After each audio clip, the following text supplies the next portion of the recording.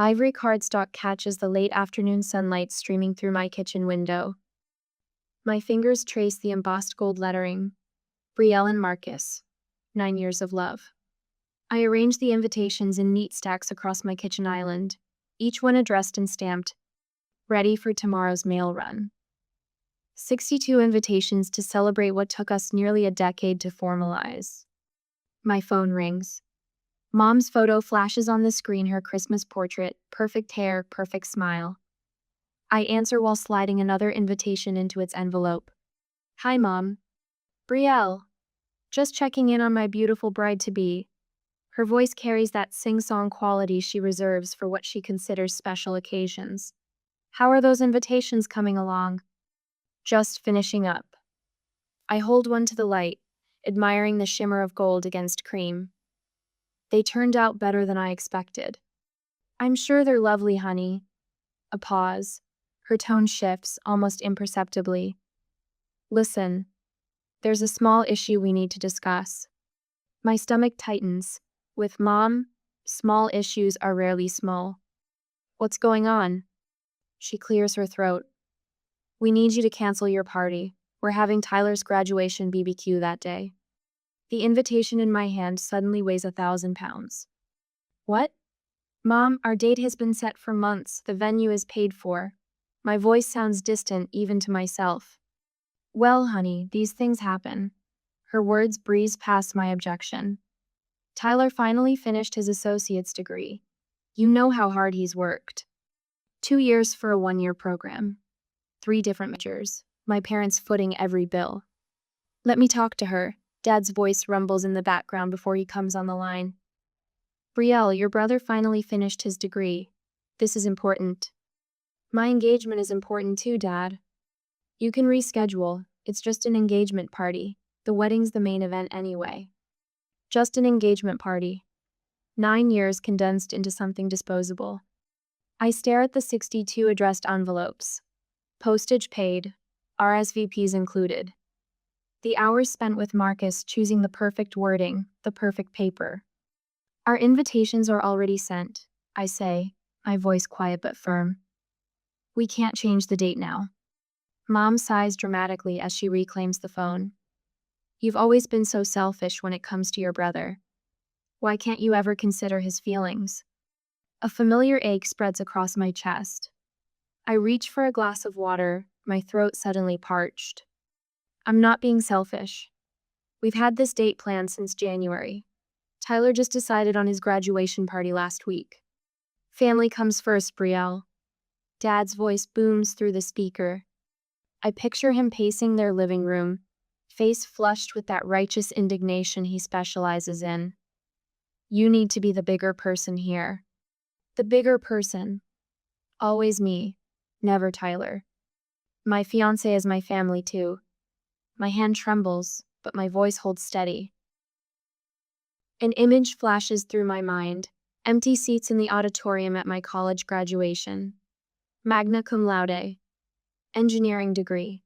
4 years of sleepless nights and summer internships. Sorry, honey. Tyler has a soccer tournament that weekend. Mom had explained over the phone that morning. The contrast cuts sharp. Tyler's middle school graduation a month later. Banners hanging from the porch. Relatives from 3 states crowding their backyard. A professional photographer documenting every moment. My achievements miniaturized. His magnified. My eyes drift to Marcus's family photo on the refrigerator. His parents flanking him at his promotion dinner last year, their faces beaming with pride. The way his mother called me the next day just to say how proud she was of me too for supporting him through 60-hour work weeks while he earned that promotion. That's what family means to them. Mom's voice grows increasingly distant as I finger the golden edge of an invitation. We've already invited everyone, she says. Your father's golf buddies, my church friends. It would be embarrassing to change plans now. I won't be canceling our engagement party. The words come out calmer than I feel. Silence stretches between us, heavy and electric. Dad's voice cuts through, cold as January steel. Then don't expect us to be there. Tyler will be so disappointed. Mom's theatrical sigh follows. Again. They hang up before I can respond. I stand alone in my sunny kitchen, surrounded by ivory and gold promises. Invitations scatter beneath my fingertips like fallen leaves. The perfect afternoon light now feels harsh, exposing. The front door opens. Marcus steps into the kitchen, briefcase dropping to the floor when he sees my face. What happened? I look up at the man who stood beside me for 9 years. The man whose family celebrates my victories as their own. They want me to cancel our engagement party. My voice barely rises above a whisper. Tyler's graduation barbecue is suddenly scheduled for the same day. Marcus crosses the kitchen in 3 strides, his hands gentle on my shoulders.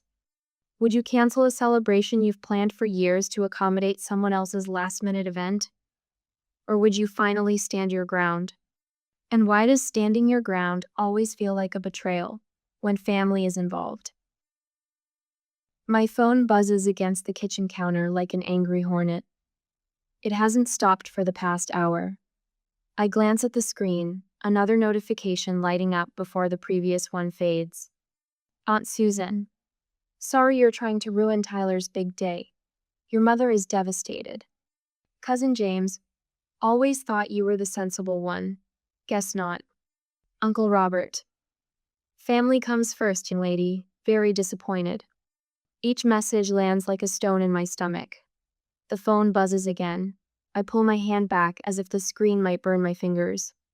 What's going on? Marcus asks, looking up from his coffee. I don't know. I'm getting bombarded. My voice sounds distant, hollow. The phone rings. Aunt Susan. I answer, bracing myself against the counter. Brielle, how could you? Her voice trembles with practiced indignation. Your mother called me in tears this morning, scheduling your party knowing about Tyler's graduation. I never thought you'd stoop so low. My grip tightens on the phone. What are you talking about? Tyler's graduation date was only set last week. Our invitations went out a month ago. That's not what your mother says. The accusation hangs in the air between us. You knew all along and did this deliberately. The call ends. My hand shakes as I set the phone down. They're completely rewriting history, I whisper. Marcus reaches for my phone, his face hardening as he scrolls through the messages. This isn't random, this is coordinated. He hands me back the phone, open to a group text from my mother to the entire extended family. Heartbroken that Brielle has chosen to schedule her engagement celebration on the same day as Tyler's graduation, despite knowing how important this milestone is for him. Please keep our family in your prayers during this difficult time. Time-stamped 6:43 a.m. The earliest messages started arriving at 7:15. Check Facebook, I murmur, my fingers already typing my father's name. There, it eyes a post from 20 minutes ago. Sometimes the most disappointing moments come from those you've given everything to. Pray for parents dealing with ungrateful children. 17 sympathetic comments already. Distant relatives offering prayers. Church friends promising support. Another text arrives, Tyler this time. I read it aloud to Marcus. My sister has always tried to outshine me. I just wanted one day to celebrate my achievement. Marcus's jaw tightens. Outshine him? You've been working 60-hour weeks while he's been changing majors for 2 years. The phone rings again. I nearly drop it in my haste to silence the noise, but it's Marcus's mother. Brielle? Is everything all right? We just got a strange call from your mother asking us to reconsider attending your party. While I explain, Marcus's phone lights up with his father calling. The synchronized attack extends family now. My best friend Emma texts seconds after I hang up. Your mom just called me. This is a new low, even for them. They've done this before, I say, scrolling through the barrage of messages, but never this obvious, this calculated. My hand trembles as I set the phone down. The realization crashes over me like a wave. This isn't just about an engagement party. This is about destroying my reputation with the entire family. Making me the villain in a story they've fabricated completely. I can't believe they'd go this far, I whisper. Marcus pulls out a chair for me. What do you want to do? I stare at the phone, still buzzing with new messages. The engagement invitations sit in neat stacks across the counter, ready for tomorrow's mail run. The date embossed in gold, the 15th of June. A Saturday we chose 5 months ago. I'm not letting them get away with this, I say finally. My voice steadies as the words come out. I open my laptop and Marcus sits beside me. Keep it simple, he suggests as I start typing. Just facts. I craft the email carefully, addressed to every relative who's received my mother's version of events. I'd like to clarify a misunderstanding regarding our engagement celebration. Our party was scheduled in January, with invitations ordered in March and mailed last month. Tyler's graduation party was only announced last week. I've attached screenshots of the original venue booking confirmation and invitation order dates for reference. I hover over the send button, my finger trembling slightly. Send it, Marcus says softly. Within minutes, responses trickle in. Cousin Beth, I knew something didn't add up. Your mother made it sound like you did this deliberately. Great Aunt Marge, your mother has always had a blind spot when it comes to Tyler, dear. I'll be at your celebration. Uncle Jim, who just hours ago called me selfish, now writes, appreciate the clarification. Family communication, am I right? My shoulders relax slightly as more supportive messages arrive. The narrative begins to shift, truth spreading like ripples in a pond. My phone buzzes again. Tyler, you're making this harder than it needs to be. Just move your party. I stare at his message, the entitlement so familiar, it almost doesn't sting anymore. Almost. I've been moving aside my entire life, I whisper to myself, setting the phone face down on the counter. Another notification appears, a number I don't recognize. I hesitate before opening it. You don't know the whole story. There's more your parents haven't told you. Call me if you want to know the truth, Melissa. I show Marcus the message. Who's Melissa? He shakes his head. No idea. I stare at the cryptic text, my finger hovering over the reply button. What more haven't they told me? Dawn breaks through my bedroom curtains in thin golden slices. I've been awake for hours, staring at the ceiling, my phone resting on my chest. The weight of it feels heavier than it should. 3 missed calls from Mom, all between 5:30 and 6:15 this morning. 1 voicemail. I press play and hold the phone slightly away from my ear. Brielle, it's Mom. Her voice drips with that manufactured concern she's perfected over decades. Tyler is absolutely devastated. Honey, it's not too late to do the right thing. Call me back. The right thing. As if there's only one possible right thing, and it's whatever benefits Tyler. My phone buzzes with a text from Aunt Carol. Family should come first, Brielle. Your brother worked hard for this.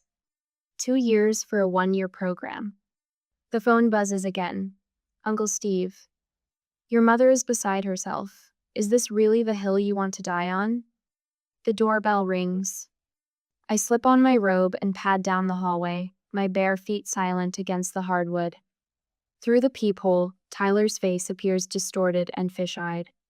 When I open the door, he's wearing that hangdog expression he's been crafting since childhood. Designer jeans, spotless white sneakers, and that easy, boyish smile that's gotten him out of trouble since he was 5. Hey, sis. He rocks back on his heels, hands stuffed in the pockets of his leather jacket. Can I come in for a sec? I step aside, noticing the glint of something on his wrist as he possesses a new watch. Stainless steel and sleek. A graduation gift, no doubt. Another reward for Tyler trying hard. Nice place, he says, though he's been here before. Twice. Listen, Bree, I've worked really hard for this degree, you know that. I don't correct him. Don't mention the dropped classes, the changed majors, the extra semesters our parents bankrolled without question. Mom and Dad just want to see us both happy. He perches on the edge of my couch, not quite settling in. That's all they've ever wanted. I reach for a stack of cloth napkins on the coffee table and begin folding them for the party, my hands steady and methodical. I am happy, Tyler. Happy for you and your degree. Happy for me and my engagement party that's happening today. He blinks, thrown off script. The carefully rehearsed speech derailed by my calm. You've changed, he says, leaning forward, brow furrowed. You used to be more understanding. My fingers smooth the edges of a napkin into a perfect triangle. Yes, I say, meeting his eyes. I have changed. The front door opens and Marcus strides in carrying 2 folding chairs under each arm. He stops short when he sees Tyler, but recovers quickly. Morning, he says, nodding to my brother. Where do you want these, Bri? By the dining table, please. I continue folding napkins, the stack of completed ones growing beside me. Tyler stands, suddenly awkward in the space between us. He opens his mouth, then closes it when the doorbell rings again. Marcus's parents stand on the doorstep, his mother clutching a tray of deviled eggs, his father holding a box of wine bottles. We thought we'd come early to help set up, his mother says, kissing my cheek as she passes. Her perfume smells like gardenias and warmth. Tyler edges toward the door as Emma arrives with the caterer in tow, directing them toward the kitchen with the confidence of someone who belongs. I should go, Tyler mumbles. Nobody tries to stop him. The next 2 hours pass in a blur of preparations. Marcus and his father arrange furniture while his mother and Emma help me transform my living room into a celebration space. The contrast isn't lost on Methy's people showing up, pitching in, making things happen. The doorbell chimes at exactly 3 p.m. Our first guests. I stand frozen by the kitchen island, watching the clock tick past the official start time. Marcus squeezes my hand before moving to answer. The bell rings again, and again. Cousins filter in. My college roommate, Marcus's colleagues, my boss and his wife. By 4, the house buzzes with voices and laughter. I catch myself watching the door, half expecting my parents to appear. Instead, I spot Aunt Diana Mom's sister slipping off her coat as Marcus takes it. Behind her, Uncle Ray and their daughter Melissa. Brielle, Aunt Diane wraps me in a lavender-scented hug. What a lovely party. You came, I whisper, a question hidden in the statement. She pulls back, holding my shoulders. Of course we came. We wouldn't miss it. More relatives arrive. My father's brother Robert, cousins from my mother's side. People who'd received invitations to both events and made their choice. Marcus's grandmother finds me by the punch bowl, her tiny frame barely reaching my shoulder.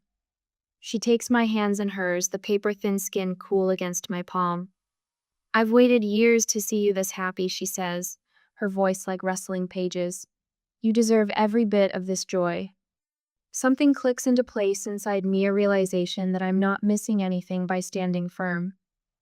The absence of my parents and their constant disapproval feels like space to breathe, not a void to fill. Tears prick my eyes as I squeeze her hands. Thank you for being here. Where else would I be, she asks, as if the answer is obvious. By sunset, the house overflows with well-wishers.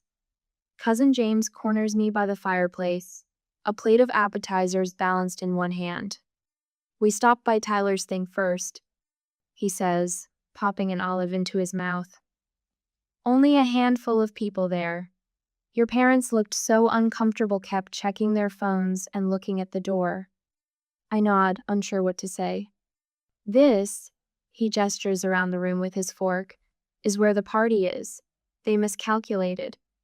My phone buzzes in my pocket. A text from a blocked number. We were just trying to help Tyler feel special. You've ruined everything. Marcus appears at my side, champagne flutes in hand. He notices my expression. Who is it? I turn off my phone and slip it back into my pocket. No one important. I accept the champagne, the bubbles catching the light like tiny stars. Not today. Coffee drips into the carafe, the steady plink-plink a metronome to my morning. Marcus whistles off-key from the backyard as he folds chairs, stacking them against the fence. Yesterday's celebration left happy debris champagne flutes with lipstick smudges, half-eaten cake, and silver confetti scattered like fallen stars across our hardwood floors. I sweep confetti into neat piles, savoring the quiet aftermath of what was, by any measure, a perfect engagement party. Every seat filled, every toast heartfelt. The gentle weight of vindication still warm in my chest. The doorbell rings not rings. It pounds, an angry fist hammering against wood with enough force to rattle the hinges. "I'll get it," I call to Marcus, setting aside my broom. My hand barely touches the knob when the pounding starts again. I swing the door open to find Mom, Dad, and Tyler on our doorstep, a tribunal with matching expressions of righteous fury. "How dare you?" Mom's voice slices through the morning quiet, her perfectly manicured finger jabbing toward my face. Behind them, Mrs. Kravitz from across the street waters her petunias with painful slowness, neck craned in our direction. The Rodriguez family pauses their car loading to watch. 3 doors down, the retired high school principal stands frozen with his newspaper. "You deliberately ruined Tyler's celebration," Mom hisses, stepping forward until I can smell her Chanel number 5, the scent of my childhood disappointments. Dad's face blooms crimson, the vein at his temple throbbing. "After everything we've done for you, Brielle. Everything." Tyler lingers half a step behind them, arms crossed, his practiced wounded expression firmly in place. "You've always been jealous of me. Always." The words sound rehearsed, as if they'd prepared their attack in the car. I stand in the doorframe, acutely aware of our audience, of how this tableau must appear the ungrateful daughter facing parental wrath. It's a familiar script, but I'm tired of my assigned role. "I didn't ask anyone to choose between events," I say, my voice quieter than theirs but steady as oak. "People made their own decisions." "Because you manipulated them," Dad barks, spittle collecting at the corner of his mouth. I don't raise my voice to match his. "The invitations went out months ago. Tyler's graduation date was set last week." Mom's eyes narrowed to slits. Always so smug, so superior. No wonder Tyler feels overshadowed. Their rage crashes against my calm like waves against a seawall, furious but breaking apart. For the first time, I see how their power diminishes when I refuse to match their chaos. Marcus appears at my shoulder, dish towel still in hand. "I think you should leave," he says, his palms settling warm and steady against my back. Mom's mouth falls open, genuine shock replacing practiced outrage.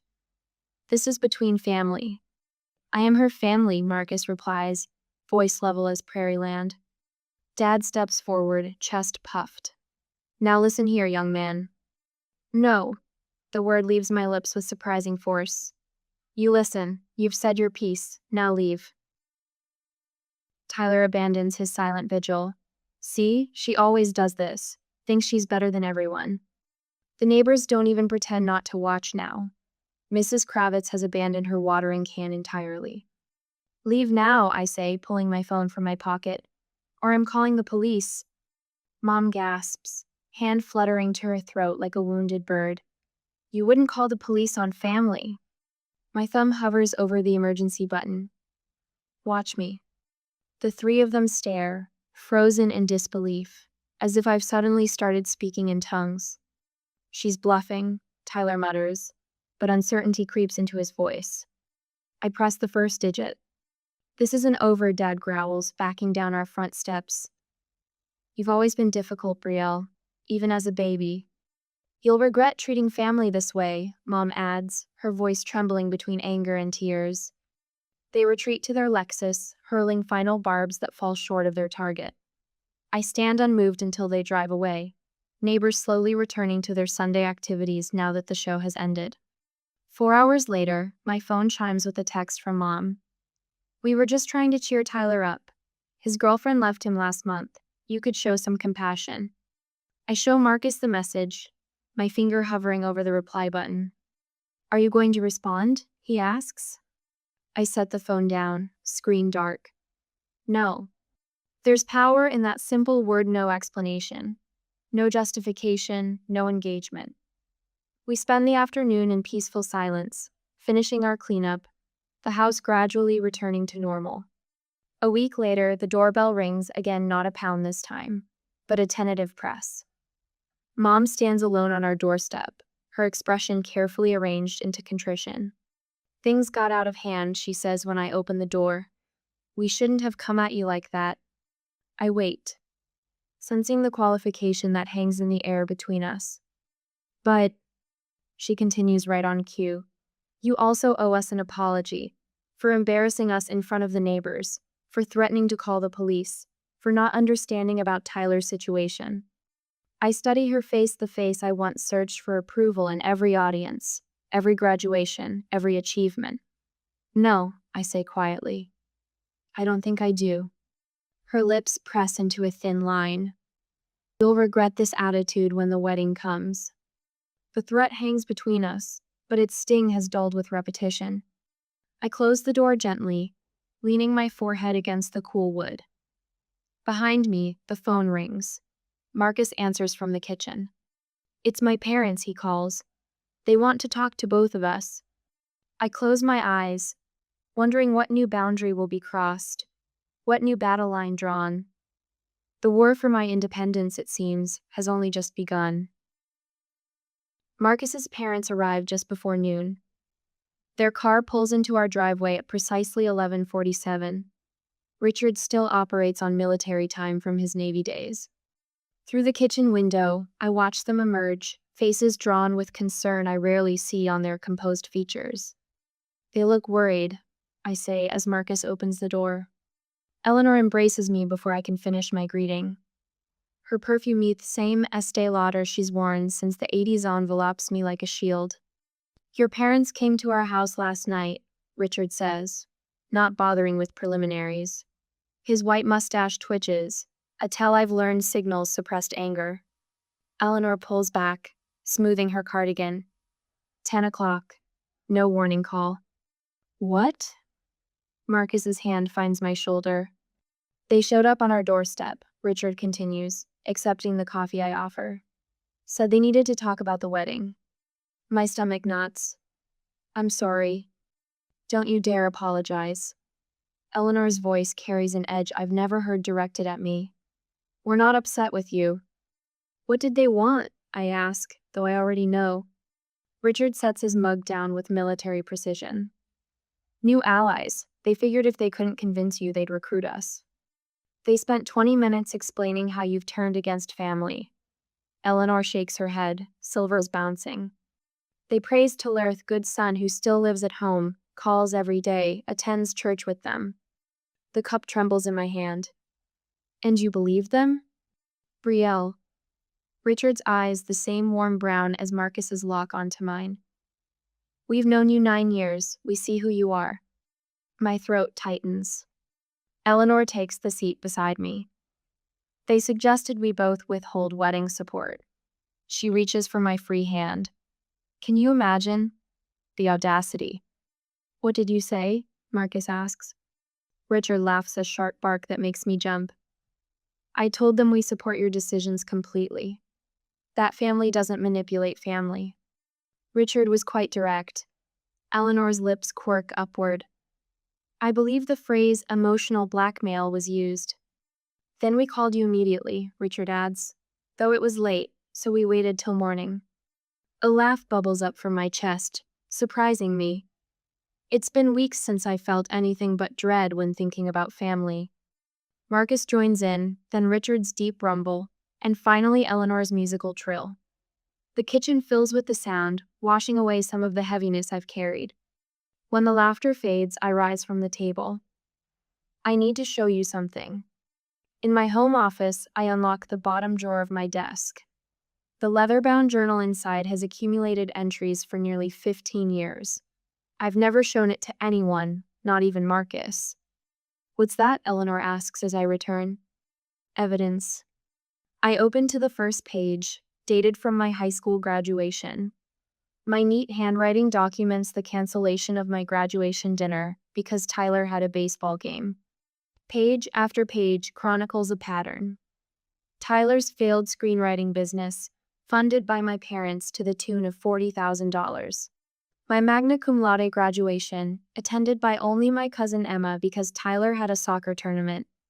The year my Christmas gifts were wrapped in newspaper while Tyler received a new car, because he needed reliable transportation for his pizza delivery job. I flipped through Faster Naomi Engineering Award ceremony. My parents skipped to attend Tyler's community college orientation. My promotion dinner they left early because Tyler called with a flat tire. "You've been documenting all this?" Marcus asked quietly. I nod. At first, it was to convince myself I wasn't crazy, that the pattern was real. Richard's jaw tightens as he reads an entry from 3 years ago. I've never seen it all together like this, I admit. It's undeniable.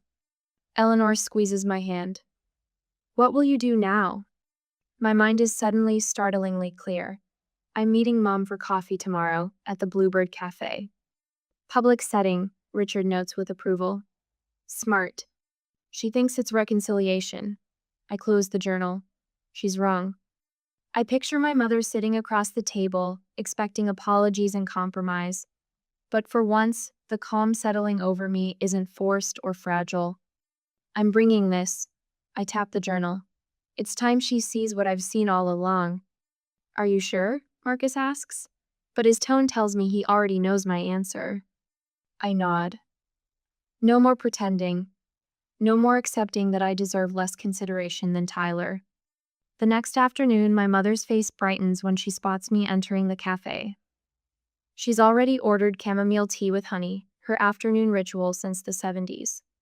I slide into the chair across from her, place the journal on the table between us.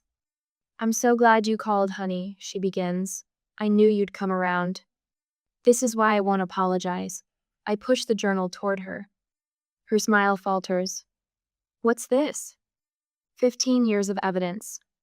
She flips it open, confusion spreading across her features as she scans the first page. Then the second, by the third, color drains from her face. "You've been keeping score?" Her voice rises, drawing glances from nearby tables. I needed proof. For myself, mostly. She snaps the journal shut. "This is ridiculous. Families don't—" "I need distance," I interrupt. The words feel like releasing a breath I've held too long. "No contact until you acknowledge the favoritism." Her mouth opens, closes, opens again. "You're welcome to attend the wedding as guests," I continue. "Not as honored parents, your choice." Something shifts in her eyes, a mask slipping. "You've always been difficult, even as a child." There it is, the truth finally spoken aloud. Not disappointment that I'm failing to meet some standard, but resentment that I exist at all. "And that's exactly why I'm making this decision," I reply, voice steady. I stand, leave the journal on the table, her inheritance. At home, Marcus looks up from his laptop. "How did it go?" A peace I haven't felt in years settles over me. I smile, and not the strained expression I've perfected for family gatherings, but something genuine. It went exactly as expected. On the coffee table, our wedding invitations wait, addressed but unsealed. Tomorrow's decision. Sunlight filters through antique lace curtains, catching the delicate beadwork on my dress. I stand at the window, watching guests arrive in 2s and 3s, each face familiar and welcome. No strangers invited out of obligation. No empty chairs where parents should sit. The venue buzzes with genuine laughter. Flowers in shades of cream and blush adorn every surface, exactly as I pictured. Marcus's mother arranged them herself, staying up late with me last night, her fingers working alongside mine. "Ready?" Marcus's father appears in the doorway, his silver hair combed back, boutonniere perfectly straight. I smooth my hands over ivory silk. "Yes." He offers his arms, sturdy and sure. "You look beautiful, Brielle." No drama, no last-minute demands. Just calm certainty as we walk toward the garden where Marcus waits. The string quartet begins playing as we step onto the stone path. Faces turn, smiles genuine. Emma winks from her position as my maid of honor. Marcus's eyes find mine, steady and clear. We stop at the altar. The minister's voice carries across the garden. "Who gives this woman to be married today?" Marcus's father squeezes my hand. "She gives herself, with our blessing." My throat tightens. I step forward alone, strong in my independence yet surrounded by chosen family. Marcus takes my hands in his, and I feel the last weight lift from my shoulders. The years since standing my ground has been a revelation. Thanksgiving at Marcus's parents' house, his mother teaching me her stuffing recipe, no competition for attention. Christmas morning with hot chocolate and silly gifts, no walking on eggshells. "Pass the potatoes, dear," my mother-in-law says, during Sunday dinner, her voice warm with genuine affection. These new traditions fill spaces once occupied by tension. The constant knot in my stomach has unraveled, leaving room for joy. At the reception, Emma raises her glass. To Brielle and Marcus, to choosing peace over obligation. Cheers erupt, the crystal sound of glasses clinking like wind chimes in a gentle breeze. I scan the room, college friends who supported me through sleepless study nights. Coworkers who celebrated my promotions. Marcus's extended family who welcomed me without reservation. No complicated history, no scorekeeping. My cousin Jennifer approaches during the cake cutting, her voice low. "Can I talk to you a minute?" We step aside. She twists her napkin between nervous fingers. "My boyfriend's family, they're like yours were, always making me feel small." I recognize the doubt in her eyes, questioning whether standing up for herself might cost too much. "Your happiness matters too," I tell her, gripping her hand. It took me years to believe that. Her shoulders straighten slightly. "How did you find the courage?" "One small boundary at a time." Marcus and I sway on the dance floor, other couples circling around us like planets in gentle orbit. "This has been the most peaceful year of my life," I whisper against his shoulder. His arms tighten around me. "Because you finally put yourself first." I think of the tense kitchen where this journey began, invitations scattered, phone clutched in trembling hands. The contrast takes my breath away. Sunset paints the sky as we drive away, cans rattling behind us.